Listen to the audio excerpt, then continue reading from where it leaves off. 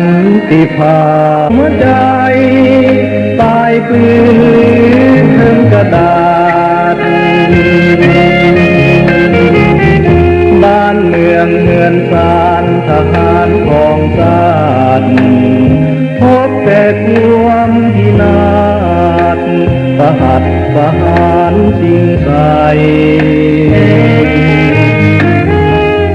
โลกเขาลือซาลาวเฮาก็เห็นผู้ใดก็เห็นลายเส้นของทั้งสองฝ่าย